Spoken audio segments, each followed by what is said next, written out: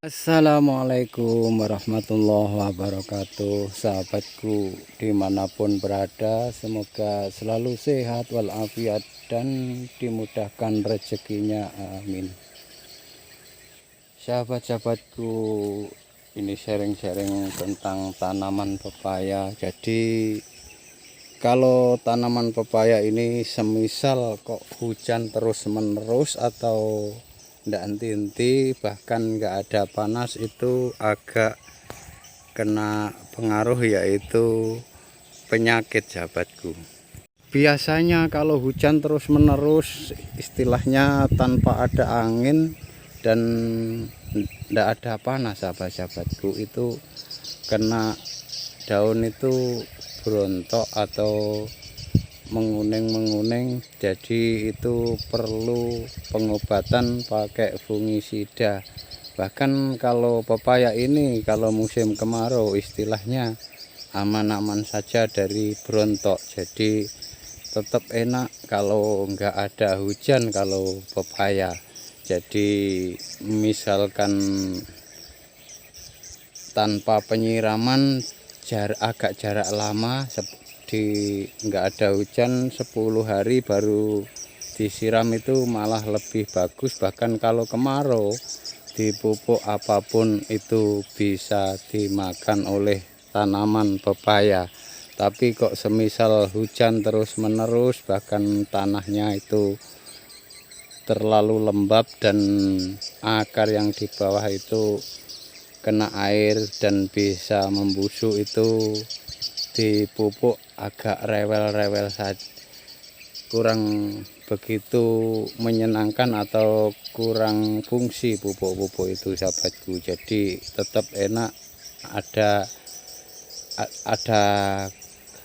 kekurangan ndak hujan lah, sahabat-sahabatku. Jadi pepaya ini nantinya bisa tumbuh dengan subur dan daun hijau royo-royo kalau misalkan kurang hujan. Jadi pemupukan dipupuk apapun itu bisa diserap oleh tanaman pepaya.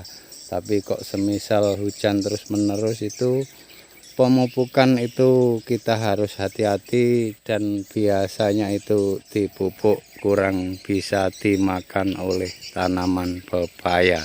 Misal hujan terus menerus bahkan nggak ada panas, sahabat-sahabatku, itu kita taburi dolomit. Jadi taburi dolomit susulan di gulutannya. Jadi nantinya tanah kita itu normal lah, sahabat-sahabatku. Jadi biasanya kalau tanah kita itu pH tanah ndak normal, itu pemupukan kita bisa rugi karena ndak diserap oleh tanaman. Kemarin itu hujan terus menerus, sahabat-sahabatku. Jadi daun-daun pepaya ini agak berontok-berontok, ini hampir sembuh. Jadi kemarin itu nggak ada panas, bahkan hujan rintik-rintik itu berjam-jam. Jadi misalkan tanaman pepaya itu juga kena pengaruh yaitu berontok daunnya. Jadi kami semprot yaitu mengandalkan fungisida yang agak tebal sedikit, sahabat-sahabatku. Jadi misalkan kurang fungisida, nantinya berontok itu bisa menular. Jadi manfaatnya fungisida itu yaitu istilahnya agar jamur itu tidak menyerang lah, sahabat-sahabatku. Tanaman kita itu nantinya bisa aman dan bisa tumbuh dengan suburnya.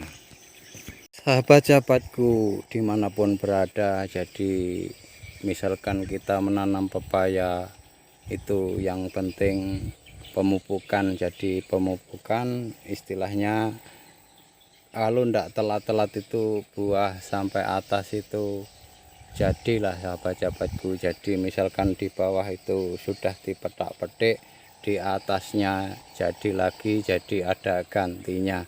Jadi tanaman kita pepaya itu nantinya bisa menghasilkan Cuma itu saja sahabat-sahabatku, semoga bermanfaat. Jadi misalkan kok kita punya tanaman pepaya di musim kemarau itu malah gampang lah sahabat-sahabatku. Jadi pupuk apapun itu bisa diserap oleh tanaman kita pepaya. Tapi semisal kok hujan terus menerus, nggak ada panas, itu kita harus kuat penyemprotan. Jadi mengandalkan fungisida yang agak tebal sedikit lah sahabat-sahabatku, nantinya agar daun pepaya itu ndak kena berontok. Bahkan pemupukan sebelum dipupuk ditaburi dolomit dulu, kalau misalkan hujan terus menerus nggak ada henti-hentinya. Cuma itu saja, semoga bermanfaat. Jangan lupa like, komen, dan subscribe, dan terima kasih yang sebanyak-banyaknya pada subscribe channel Petani As. Saya akhiri, wassalamualaikum warahmatullahi wabarakatuh.